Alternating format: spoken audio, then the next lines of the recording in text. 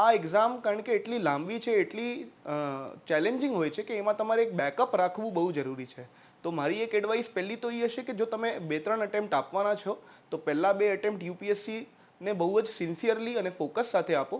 પણ સાથે સાથે જો તમારું પ્રિલિમ્સ કે મેન્સ જેવા સ્ટેજ સુધી તમે નથી પહોંચી શકતા ને ક્લિયર કરી શકતા તો એક બેકઅપ રાખીને ચાલવું બહુ જ જરૂરી છે, જેનાથી તમને જે છે એક ફાઇનાન્શિયલ સિક્યોરિટી તરફ પણ તમે આગળ વધી શકો અને તમારો જે કોન્ફિડન્સ જે છે આ એક્ઝામ પ્રત્યેનો એ ચાલુ રહેતો રહે.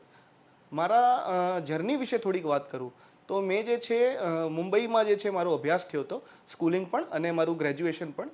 મેં બેચલર્સ ઇન માસ મીડિયા કર્યું છે, જર્નલિઝમમાં સ્પેશિયલાઇઝેશન કર્યું છે યુનિવર્સિટી ઓફ મુંબઈથી. અને આ પાછળનું કારણ એ છે કે જે આખા જર્નીમાં મને બી એક ચેલેન્જ મોટું લાગ્યું કે યુપીએસસીની એક્ઝામમાં આપણે બધા ગુજરાતના સ્ટુડન્ટ્સને બધાએ જોયું હશે કે રિઝલ્ટમાં આઈઆઈટી ને આઈઆઈએમ ને મોટી એમ્સના ડૉક્ટરો ને નેશનલ લો યુનિવર્સિટી એવી મોટી મોટી કોલેજીસના નામ આપણે સાંભળતા હોઈએ છીએ. અને ક્યાંક ને ક્યાંક આપણો એક કોન્ફિડન્સ બહુ લૂઝ થતો હોય છે કે યાર શું આપણે આ એક્ઝામ માટે કેપેબલ છીએ, શું આપણે ભણી શકશું સારી રીતે.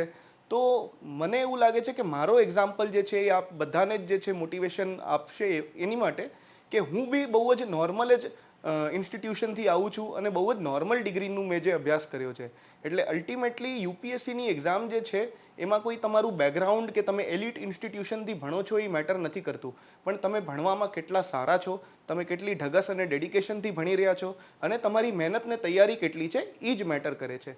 યુપીએસસીના ઇન્ટરવ્યૂમાં બી એ લોકો એ નથી જોઈ રહ્યા કે તમે શું ભણી આવ્યા છો ને તમે શું કઈ ડિગ્રી કે પીએચડી કે શું કર્યું છે, પણ તમે વ્યક્તિ કેવા છો, તમે જે છે કઈ રીતે વિચાર કરી શકો છો એ વસ્તુ ઉપર ફોકસ થતો હોય છે. એટલે આપણે બધાએ આ વસ્તુની ક્યારેય ચિંતા નથી કરવાની કે આપણે આઈઆઈટી કે આઈઆઈએમના પાસ આઉટ નથી. આપણે જે ભણશું એ બહુ સારી રીતે ભણશું તો આ એક્ઝામ આપણે ક્લિયર કરી શકશું.